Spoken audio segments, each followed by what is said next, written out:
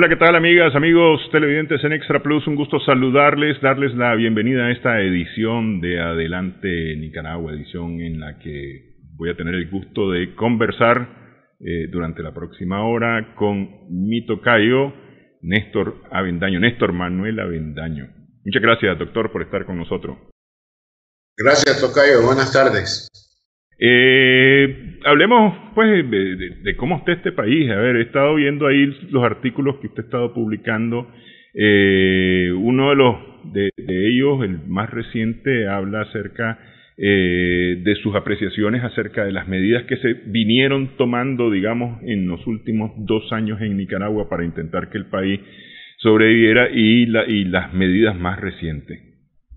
Usted calificaba las medidas de febrero del 19 como unas medidas o lo que se hizo en el 19 en materia económica en el país, como medidas que habían contribuido de alguna manera a detener el desbarranque total de la economía y más o menos mantenerla, ¿no? Dando algunas pistas de estabilidad. Sin embargo, no es esa su apreciación con las más recientes decisiones económicas tomadas en el país.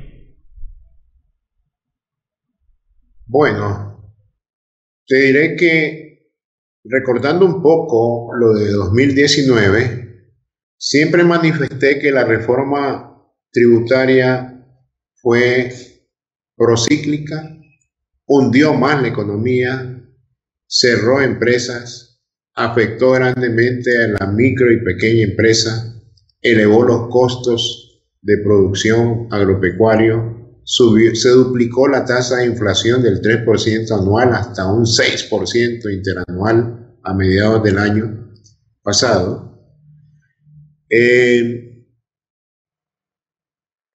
Pero después de esa política tributaria, pudimos observar una contención del gasto.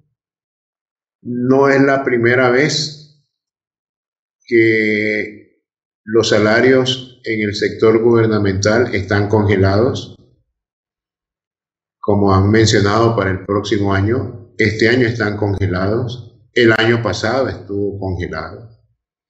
Los salarios prácticamente han estado congelados desde octubre del año 2018, hablando en términos mensuales.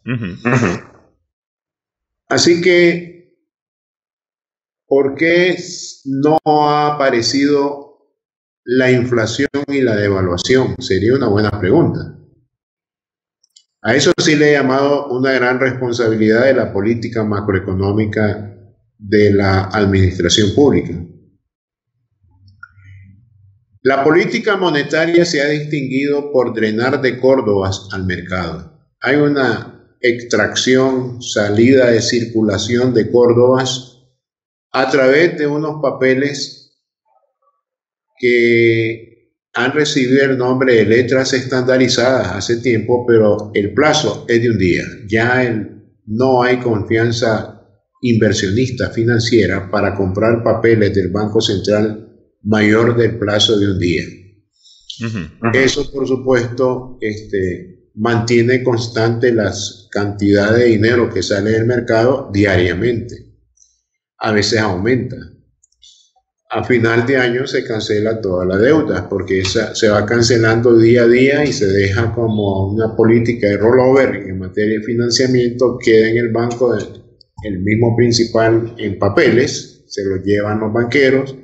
Al día siguiente llegan a ver los réditos, pueden capitalizarlo y seguir comprando más papeles. Eso en el ámbito de la política monetaria.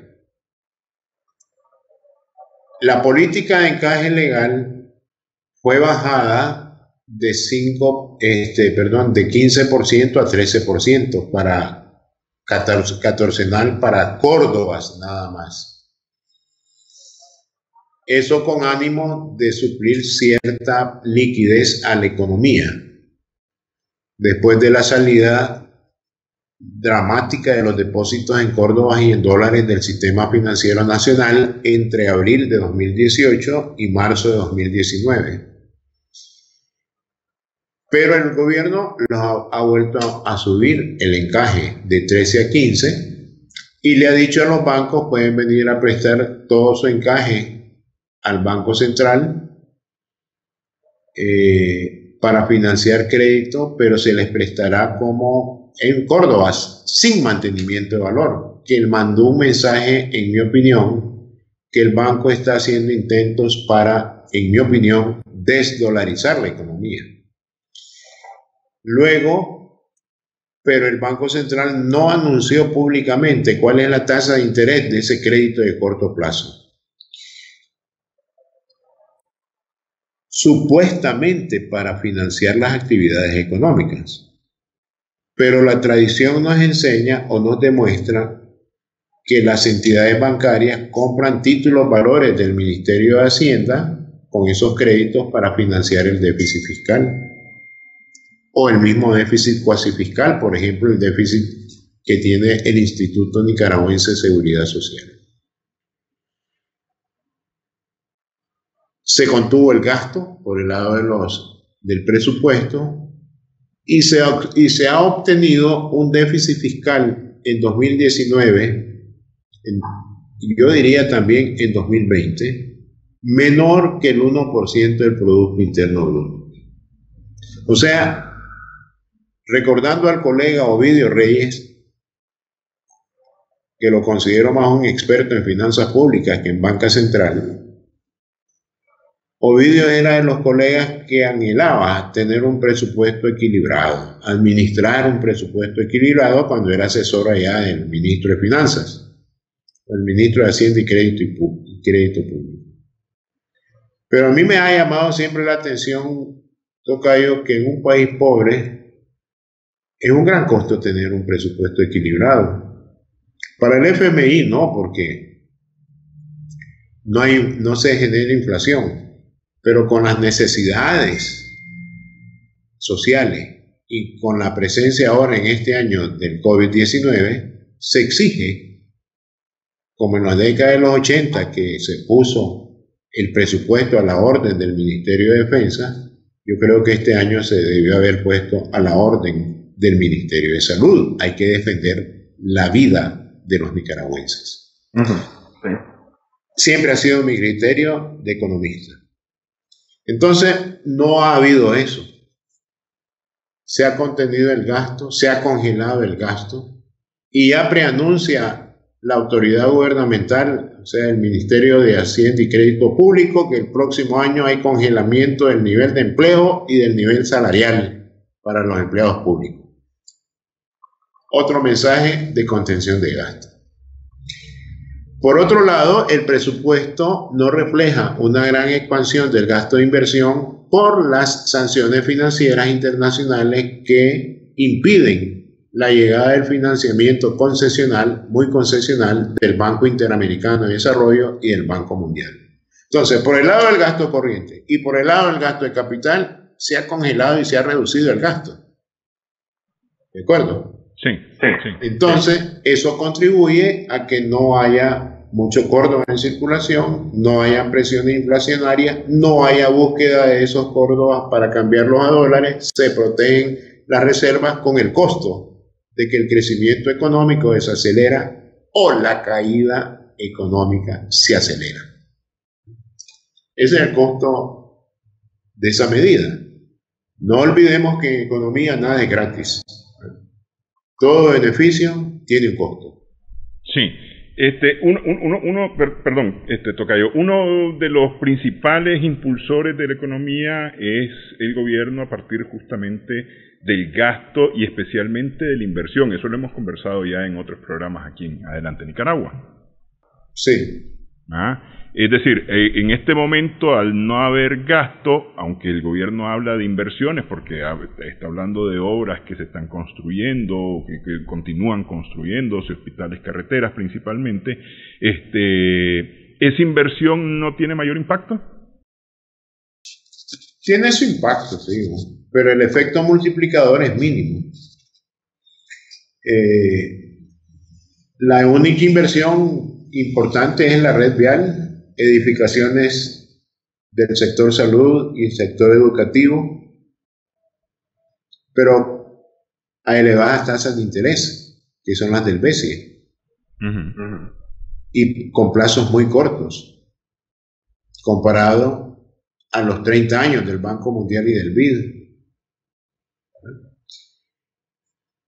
a los 15 años de gracia. Yo creo que los años de gracia ahora con el BCE no pasan de 2 o 3 años, y con tasas de interés que se aproximan a 2 dígitos y no a 1 dígito, como son las del Banco Mundial y del BID, 3%, 2%, 4% máximo. Eso nos ha provocado problemas. O sea, se ha encarecido la deuda pública externa. Pero la única inversión que facilita el crecimiento económico es la inversión pública. Pero se ha desplomado la inversión bruta total. Cuando te digo desplomado, estamos hablando de caídas de 15, 20%. El próximo año hay otra caída de la inversión pública, no, y de la inversión privada, la inversión bruta fija, o sea, el gasto en construcción y adquisición de maquinaria y equipo viene cayendo año con año desde el año 2018. Desde ese año viene cayendo la inversión fija. Entonces, un país sin inversión fija que crezca se empobrece. Porque el crecimiento es vía inversión, no vía consumo. Sí, sí. Veo pues que la pobreza, seguramente, mis estimaciones me indican que todo el avance que el gobierno tuvo entre 2014 y 2017 en reducción de pobreza se esfumó en estos 3 años. 2018 a 2020 estamos en el mismo nivel de pobreza del año 2014. Habíamos avanzado en reducción de la pobreza. Iba muy bien la economía hasta 2017. Ahora hemos retrocedido hasta ese nivel en pobreza. ¿Y cómo reflejamos más gráficamente esa reducción de pobreza? Fíjate que en 2017 el ingreso interno bruto promedio anual per cápita, que es el mismo PIB per cápita promedio anual, era alrededor de $2.200 por persona, promedio en el año. Hoy estamos hablando de $1.800. O sea, una caída de $400 en el ingreso promedio anual per cápita. Ese es un golpe muy fuerte. Y en 3 años. Más del 20%. En otras palabras, hemos retrocedido 8 años en los niveles de ingreso interno bruto promedio anual per cápita. Ese es el mejor ejemplo, el más cristalino ejemplo de cómo se han perdido los avances en la reducción de la pobreza. Ok. ¿Hay posibilidad de poner un alto a esa caída? No digo ni siquiera revertirla, sino ponerle un alto, evitar que esto siga yéndose más para abajo. Dejo la pregunta para después de una pausa, doctor. Regresamos en breve. Conversamos con mi tocayo, Néstor Avendaño.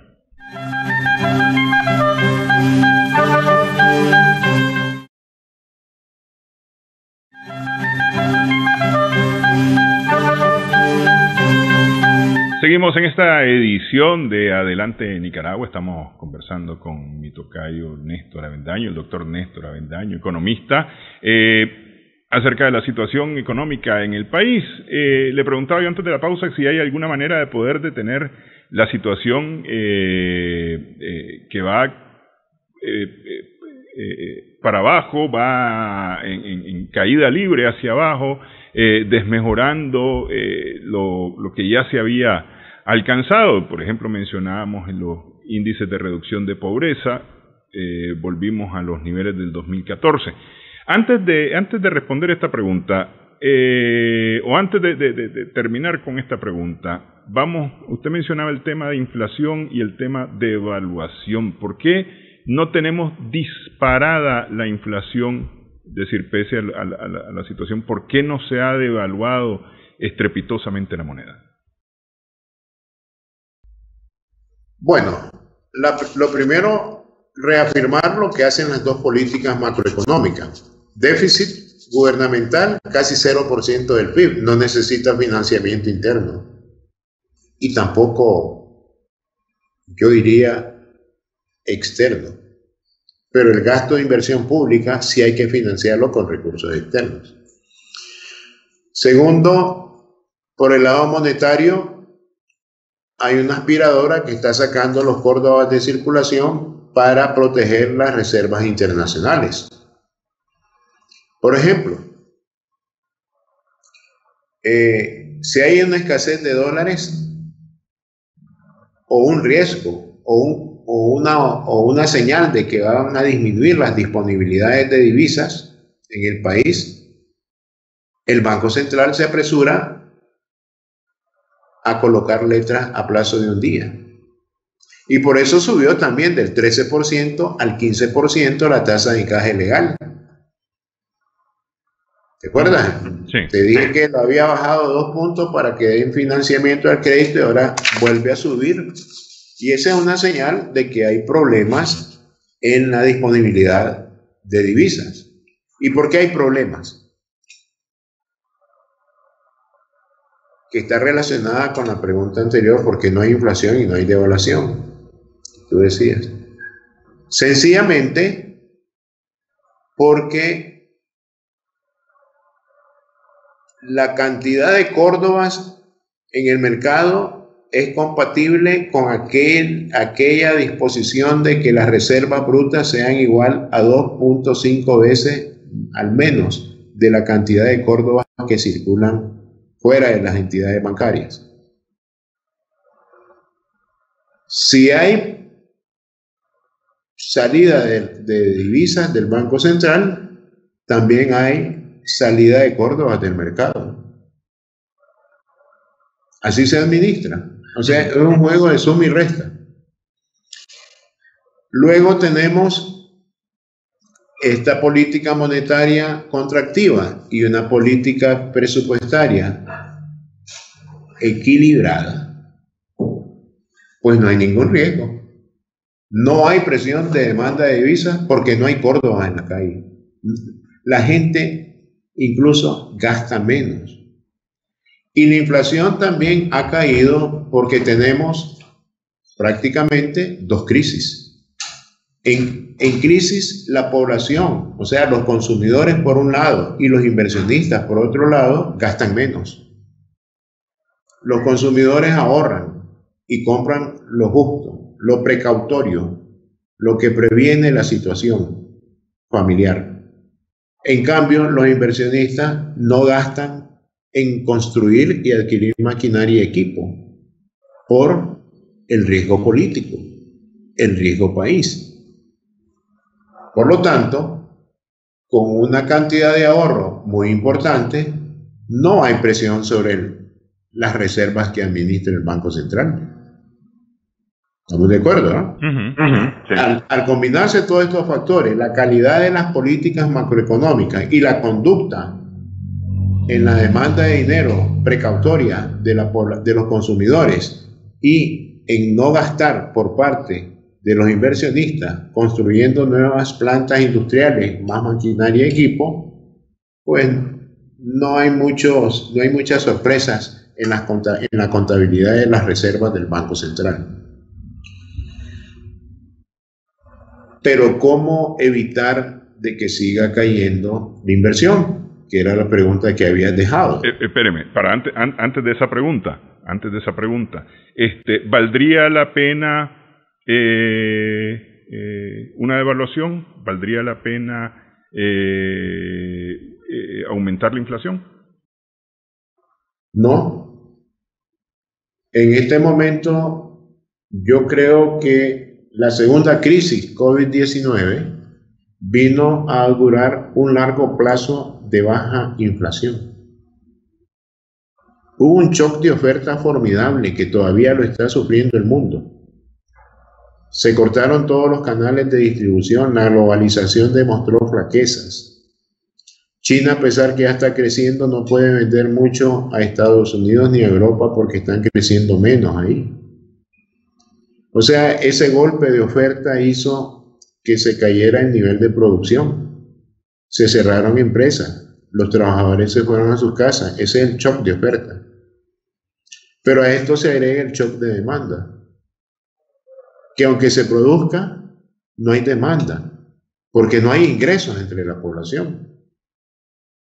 En las economías avanzadas se da un subsidio al desempleo, pero ya vimos de que no se llegó a ningún acuerdo entre el Congreso y el Ejecutivo de Estados Unidos para mantener $600 regalados por el Estado, porque no los va a cobrar. Al final lo pagan todos los contribuyentes con sus impuestos, pero diré que no mantienen los $600, creo que lo habían bajado a $400 o a $300, no recuerdo muy bien.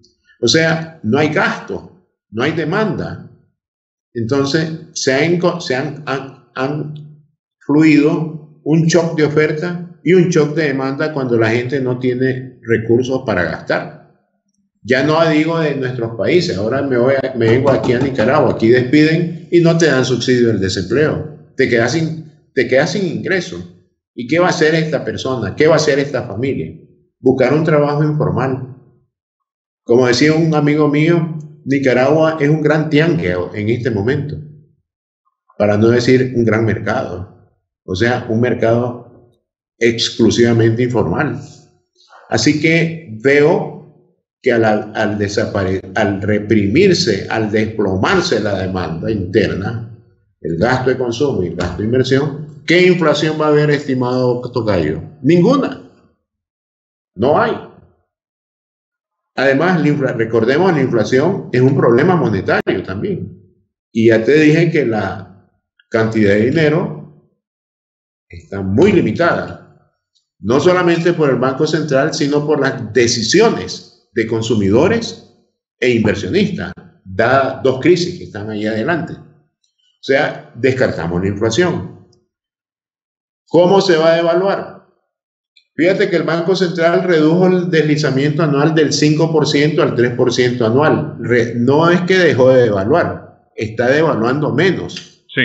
¿De acuerdo? ¿Y por qué devalúa menos?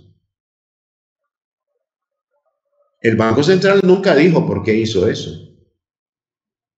Nosotros como economistas, o yo como economista, podría inferir que es otra señal para cambiar el régimen cambiario obsoleto que hemos mantenido en el muy largo plazo, pero que no ha sido un factor de mantenimiento de una grave situación del déficit comercial de bienes con el exterior. Tenemos un déficit comercial sin crisis del 20% del PIB y con crisis 10% del PIB. No es que mejoramos las cuentas, es que no hay demanda de importaciones. Las importaciones se han desplomado y las exportaciones han descendido menos que las exportaciones. Incluso señalan servidores públicos que ha aumentado el valor de las exportaciones.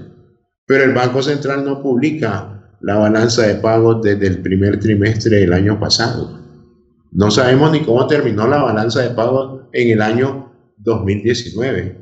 ¿Te imaginas la grave irresponsabilidad que tiene la banca central en mantener en ignorancia económica a sus agentes económicos, mientras que a los organismos internacionales les traslada toda la información?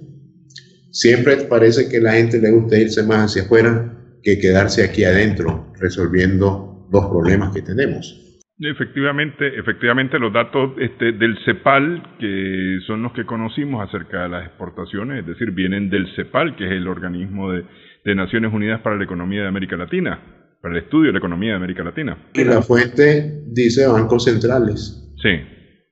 Entonces, va más afuera. Yo te aseguro que el FMI tiene todos los días o cada mes el balance monetario y de divisas de este país. Nosotros no lo conocemos oportunamente. El que conocemos monetario es de hace 2 meses, finales de mayo, y estamos a mediados de agosto. Bueno, te digo eso, al no haber inflación, no hay razón de devaluar. ¿Por qué? Y la gran pregunta, estimado Tocayo, para que la población lo tenga presente, ¿Cuál mercado va a devaluar primero? ¿Tú crees que va a devaluar el Banco Central? No, es mi respuesta. ¿Tú crees que va a devaluar el mercado financiero? Entiéndase las ventanillas de los bancos. Tampoco. El que devalúa primero se llama mercado negro. O sea, cuando la gente no pueda cambiar sus córdobas por dólares en las ventanillas del mercado financiero, ¿a dónde va a ir a dar para buscar los dólares? La demanda de dólares se va a concentrar entre los bolsistas del mercado negro. Y cuando los bolsistas vean que la gente llega en masa a buscar dólares, ¿qué van a hacer? A subir el precio del dólar. Lo van a encarecer el dólar. Sí. Es allí donde se da la devaluación. Y yo creo que ha habido tranquilidad entre los bolsistas, por una sencilla razón. No hay córdobas. No abundan los córdobas para llegar a comprar dólares. Y también, no solamente por las dos políticas macroeconómicas, sino también por las decisiones de los consumidores y de los inversionistas, que no están gastando sus escasos córdobas. Sí. Peor en un momento de elevado desempleo y subempleo a raíz de las dos crisis. Ok, hay una crisis que de la cual no sabemos cómo se va a salir, porque hay quienes dicen que hay una negociación bajo la mesa, hay quienes dicen que no hay ninguna negociación, hay quienes hablan de las elecciones como el inicio de la búsqueda de soluciones a partir del 2021, es decir, esa crisis que se revela, porque no voy a decir que estalla, sino que se revela en el 2018, porque existía, es decir, lo único que hizo fue agudizarse al momento de revelarse, de esa no va a haber forma de empezar a buscarle una solución, por lo menos no en lo que queda del 2020, porque ya el 2020 prácticamente estamos en agosto, ya estamos en el octavo mes, queda solamente un cuatrimestre para cerrar el 2020 y no veo yo indicios de una solución en este sentido. Para el COVID, o la crisis que se ha generado a partir del COVID, lo que hay es justamente las restricciones que uno mismo se ha impuesto y que la misma enfermedad le ha impuesto a la gente. Ya decíamos, por ejemplo, el tema de el desempleo, ¿verdad? La gente que ha engrosado la fila del mercado informal en Nicaragua, porque hay que sobrevivir, de alguna manera hay que sobrevivir, pero eso ha disminuido el gasto personal, por lo tanto, decimos, no hay córdobas en las calles. ¿Habrá una manera de encontrar una solución a lo del COVID, por lo menos para intentar mejorar esto? Dejo esa otra pregunta, ya teníamos una sobre intentar detener la caída, dejo esa para inmediatamente después de la pausa intentar o conocer su opinión al respecto. Regresamos en breve en Adelante Nicaragua.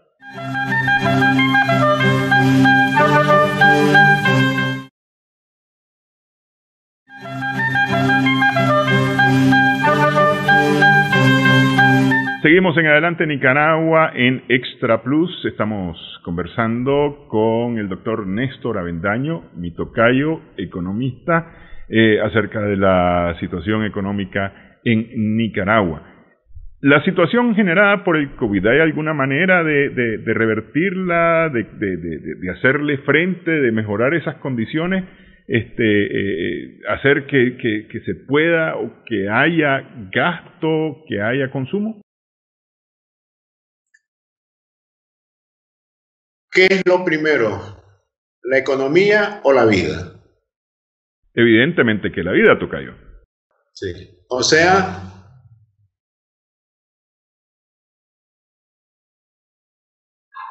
el PIB para vivir, escribí una vez, o vivir para el PIB.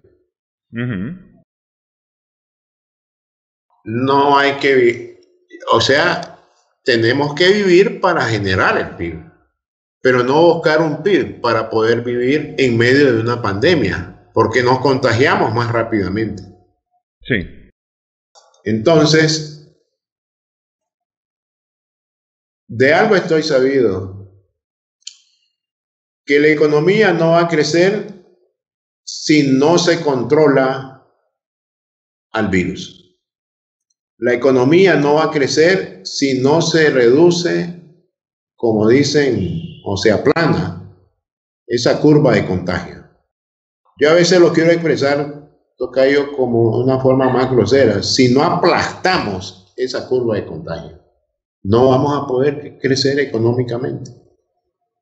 Aquí el COVID-19 ha puesto al descubierto muchos problemas que teníamos y que estaban ahí, y algunos no se miraban con toda su intensidad. Solo me acuerdo aquella expresión de Buffett, ese multimillonario estadounidense, que cuando la marea está baja nos podemos enterar quiénes estaban bañándose desnudos. O sea, sin protección, sin defensa. En ese sentido, el COVID hizo eso. Entonces, tu pregunta es que podríamos controlar el COVID pronto. No, a mí me parece que, es decir, porque eso está fuera de las manos de la economía, está fuera, es decir, está en las manos nuestras. La verdad es que está en manos nuestras, porque es a través de nuestras manos que podemos evitarlo y podemos prevenirlo, o la mejor manera que hay hasta ahora de evitarlo y de prevenirlo, ¿no? Sin embargo, un hecho real, algo que es una evidencia que existe, es que el virus existe y va a continuar existiendo por lo menos varios meses más. Y cuando hablo de varios meses más, no quiero decir que terminó el 2020 y se terminó el virus. Esto podría ir mucho más allá del 2021 inclusive, pero tampoco podemos vivir, me parece a mí, recluidos, restringidos, a merced del virus de esa forma. El problema se va a resolver con la famosa vacuna. Pero ya ve que la vacuna, quienes la están ofreciendo, es decir, a excepción del tema de la vacuna rusa, que está muy discutida, AstraZeneca, que dice que es un laboratorio que está muy avanzado en el tema de la vacuna, dice que en el primer semestre del 2021, lo que implica desde enero hasta junio del 2021, podría empezar distribución de vacunas. Así es. O sea, no es de solución cortoplacista. No, obviamente. Sí. Incluso, ¿cuánto tiempo va a durar la vacunación de toda la población mundial? Es otro interrogante. 4 o 5 años, no sé. Ahí los expertos tienen que hablar en cuanto a ese tema. Pero la confianza volverá a tenerse con la vacuna. Antes creo que no, estimado tocayo. Aunque haya un control sobre la expansión del virus, la gente siempre va a tener el temor de regresar al trabajo. Pero por lo menos hay que seguir las disposiciones de los organismos especializados, en este caso la Organización Mundial de la Salud, que ha concentrado en usar mascarilla, lavarse las manos, mantener el distanciamiento social. Creo que hablan de 6 pies, casi 72 pulgadas. Sí, entre 1,5 metros y 2 metros, sí. Y por otro lado,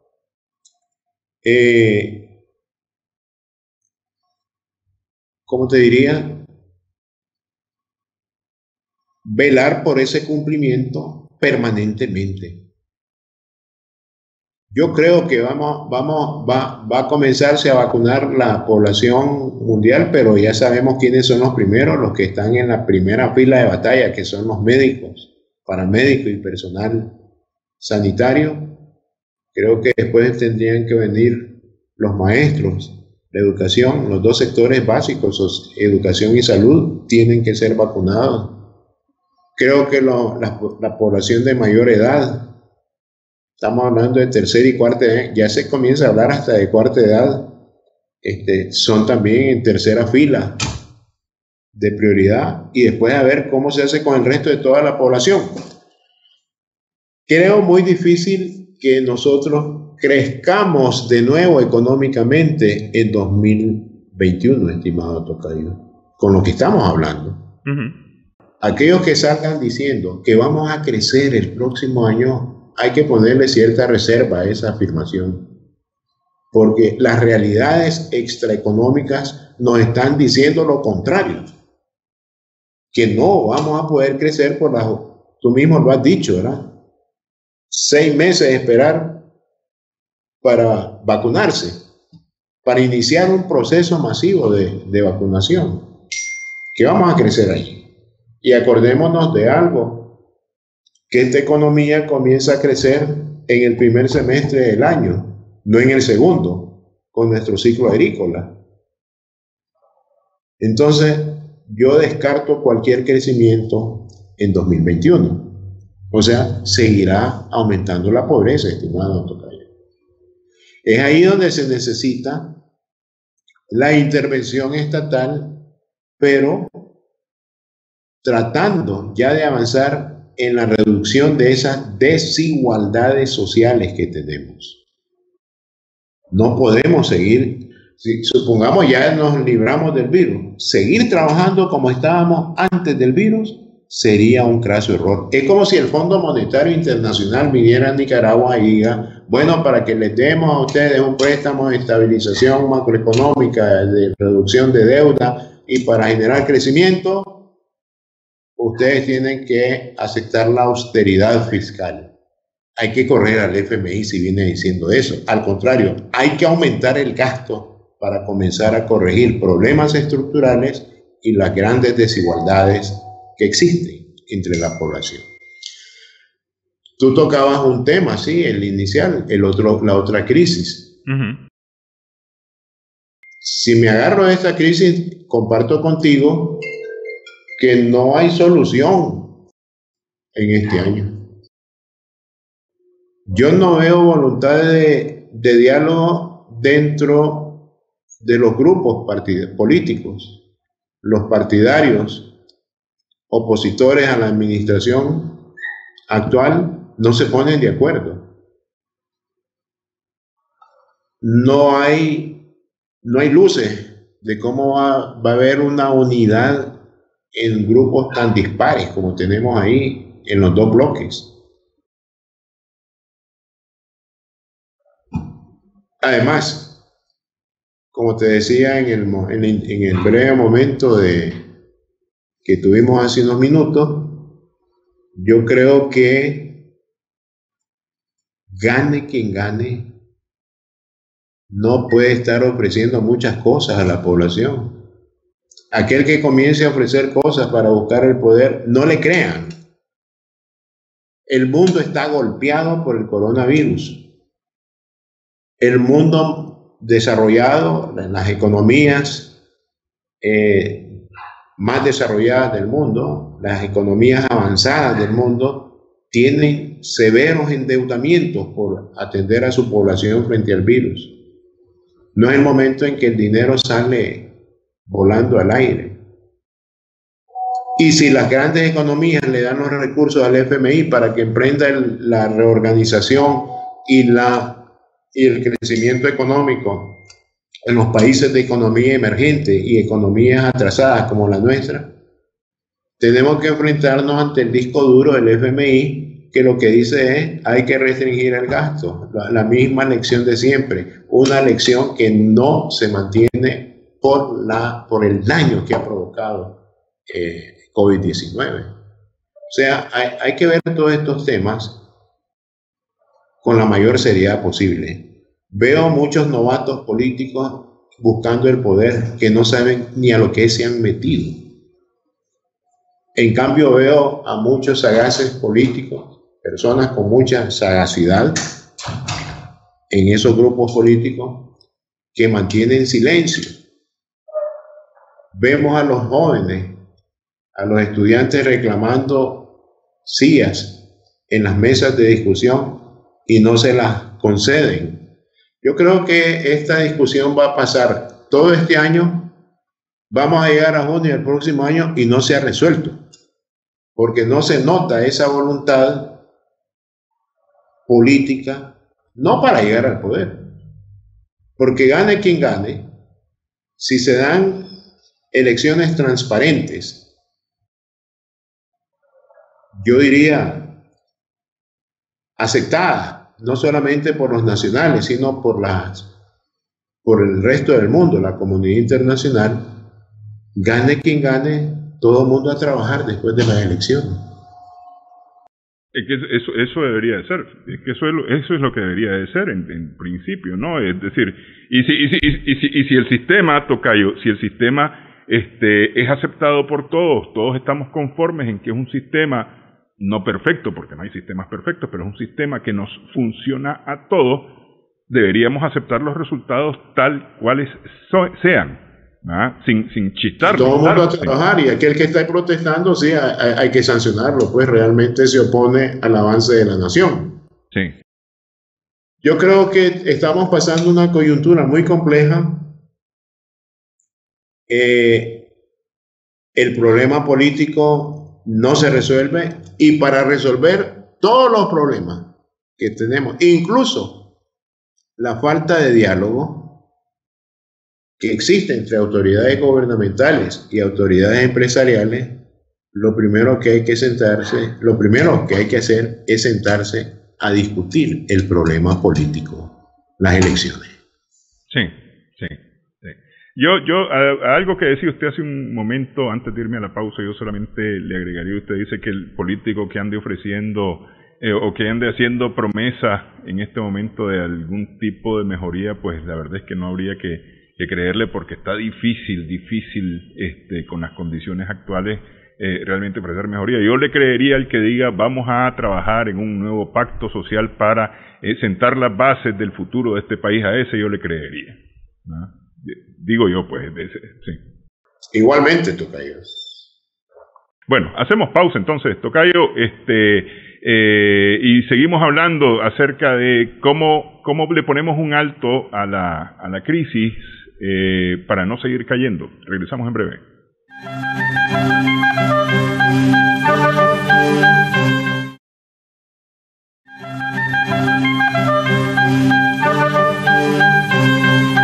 Seguimos en esta edición de Adelante Nicaragua. Conversamos con mi tocayo Néstor Avendaño, economista, doctor Néstor Avendaño.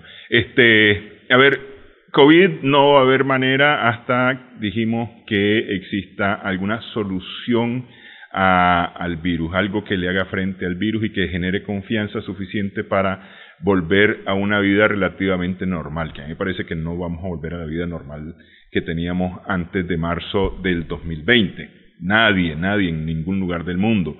Pero en Nicaragua especialmente esta crisis, que es la segunda que se monta sobre una primera, que tiene fundamentos políticos y afecta a todos los rubros del país y el económico, que es al que nos estamos refiriendo, tampoco tiene visos de solución. Entonces, ¿cómo vamos a hacer? ¿Vamos a seguir cayendo, Tocayo? Desafortunadamente sí. Mientras no se resuelve el tema político, seguiremos cayendo. Porque Nicaragua no tiene una economía aislada del mundo. Es una economía integrada al mundo.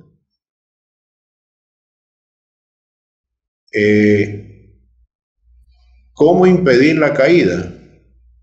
Llevando a cabo, yo no me he metido mucho en el ruido político, pero llevando a cabo, pensando en lo que ocurre aquí, unas elecciones justas, transparentes, aceptadas, supervisadas nacional e internacionalmente, y con las organizaciones correspondientes de todas las, llamémosle decir, de todos los pisos que tiene un poder electoral, en este caso el Consejo Supremo Electoral.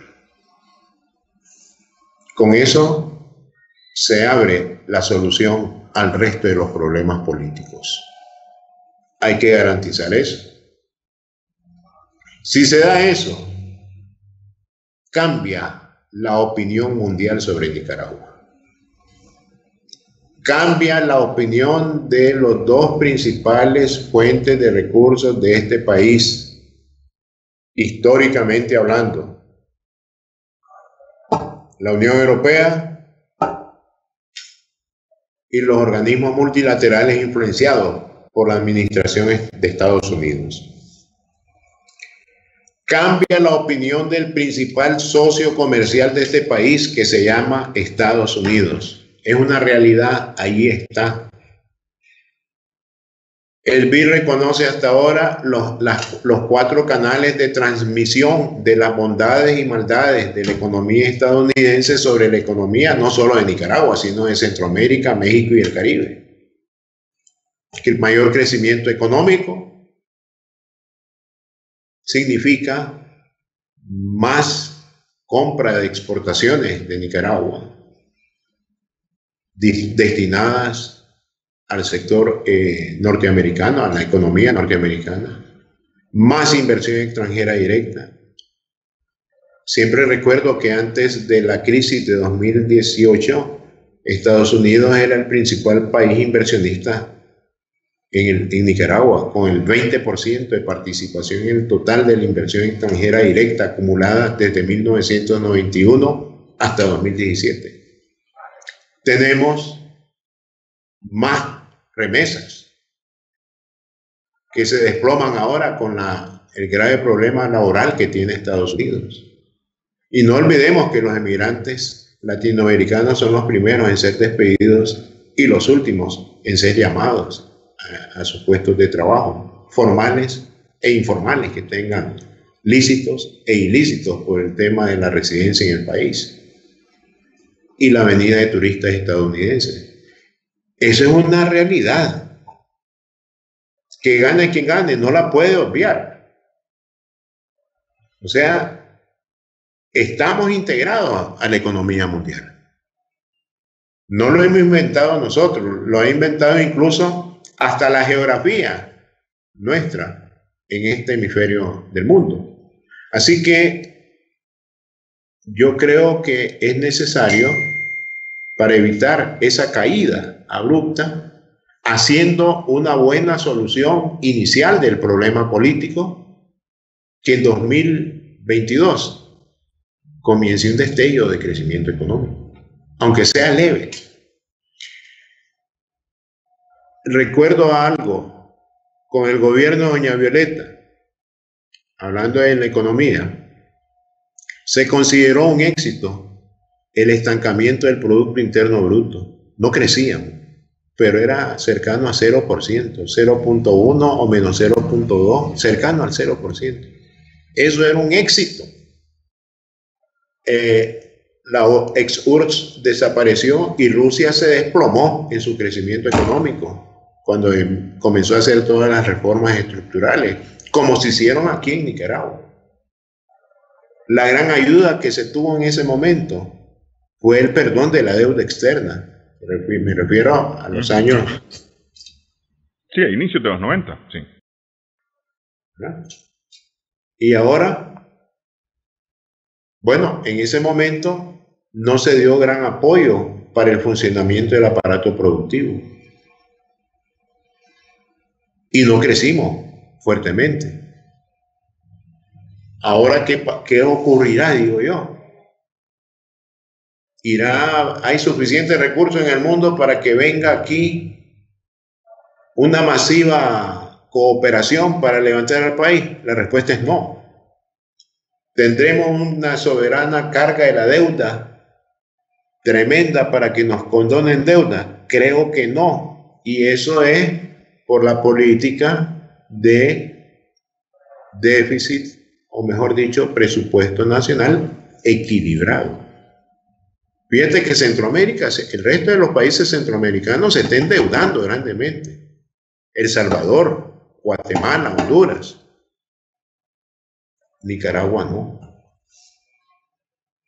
Tiene endeudamiento, pero con una crítica muy severa. Es un endeudamiento no concesional y no podemos darnos el lujo de estar acumulando más deuda cara, haciendo muy caro el pago de esta deuda a las futuras generaciones. Además, no tenemos un crecimiento económico notable para pagar esa deuda en corto plazo. Así que yo creo que no podemos crecer en 2021. Quizás en el mejor de los casos nos estancamos comparado a lo que estamos haciendo en 2020. Ese es lo óptimo de la economía nacional en 2021. Que repitamos la triste historia de 2020 en materia económica, sin crecimiento. O sea, nos quedamos estancados, 0% de crecimiento. Producimos igual a lo que estamos haciendo hoy. Gastamos igual a lo que estamos gastando hoy. Porque la solución del coronavirus, como lo hemos compartido en esta plática, estimado tocayo, tampoco tiene solución de corto plazo, es de más de un año, la verdadera solución del coronavirus. Con un mundo que está exigiría grandes reformas estructurales para poder avanzar. Y si tú me preguntaras, ¿y cuáles reformas estructurales tendría que hacer Nicaragua para buscar cierto empuje al crecimiento económico? La contesto en 3 sectores nada más. Salud, que es el gasto primordial de hoy y que ahora yo ya no sé ni cómo están el recuento de afectados, muertos. Yo ando perdido en esas estadísticas y eso que soy experto también en estadísticas, pero ahora no sé ni cómo estamos. Segundo, educación. Estamos cayendo en un gran costo educativo. La educación a distancia tiene grandes defectos. La mejor educación es la personalizada. Y tercero, y este es un aviso para las autoridades gubernamentales, privilegie el gasto público de construcción en viviendas de interés social. Comencemos a eliminar esas fuertes inequidades que padece todavía la población nicaragüense. Hay que construir instrumentos estatales para llevar a cabo esos objetivos. Por ejemplo, aquí, como siempre me he quejado, aquí no hay un banco de fomento de la producción que el Estado domine para alcanzar los objetivos que se plantean en sus programas económicos. Un ejemplo, no tenemos un banco estatal que entregue un crédito simultáneamente con la transferencia de tecnología a tasas de interés no leoninas, porque no sé qué otro calificativo puedo darle a las que existen comparadas en el mercado financiero nacional. Eso se hace con un banco de fomento. Hay que darle de nuevo al Estado lo que le quitó el FMI con sus reformas estructurales, el famoso consenso de Washington, allá en los años 80, y donde este servidor estuvo metido en todas esas discusiones, y lo único que pudimos evitar la privatización, ¿sabe qué fue? El agua, porque querían privatizarla también. Entonces, el Estado debe recurrir también, yo diría, bueno, mis 2 colegas que están ahí y a mí y exalumnos míos no han acumulado toda esta experiencia como la que yo estoy manifestando el día de hoy. Ellos eran estudiantes al inicio de la década de los 80. Pero yo creo que el Estado debe nutrirse de los economistas, de los pocos economistas que quedamos, para orientarles qué hay que hacer. No decirles qué es lo que van a hacer, sino sugerirles dónde están los problemas para que tomen las adecuadas decisiones políticas y reduzcan ese grave índice de inequidad entre la población. Sí, tocayo.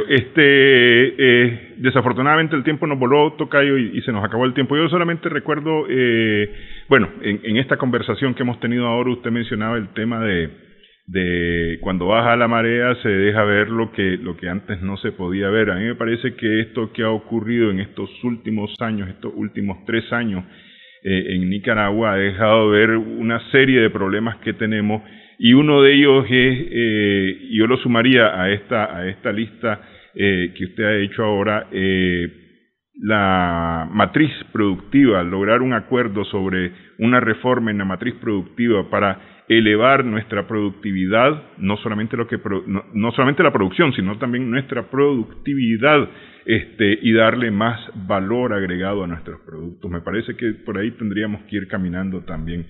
Hay varias otras cosas estructurales, el tema de los salarios dignos, justos, porque no es solamente el salario mínimo, pues hay salarios dignos y justos realmente que también hay que trabajar, ¿no? Me parece a mí. Cómo no. Le agradezco mucho, Tocayo. Espero que esté bien. Estimado Tocayo. Me saluda a don Manuel. Claro que sí, cómo no. Muchas gracias. Muchas gracias también a nuestras amigas, amigos televidentes por su sintonía en esta edición de Adelante Nicaragua. Esperamos que el programa haya sido de provecho para usted.